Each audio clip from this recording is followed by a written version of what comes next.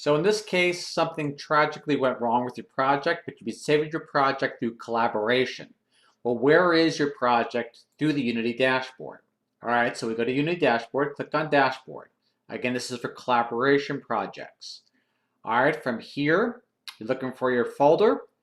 Pick the project you're working on. In this case, I'll just pick Sci-Fi Demo. Whatever folder you're working on will obviously have a different name. Click on Sci-Fi Demo. From Sci-Fi Demo, you go to Collaborate. From Collaborate, you go to Assets in the menu. From Assets in the menu, click on the Assets folder. From the Assets folder, click on the Game folder. From the Game folder, you click on your scenes, and there you are, is your project or collaboration project. From there, you download. You may have to reload some scripts and so on and so forth, but trust me, it's a lifesaver. Catch you guys in a bit. Ralph signing off. Hope you find this information of use, and I'll see you all later. Bye.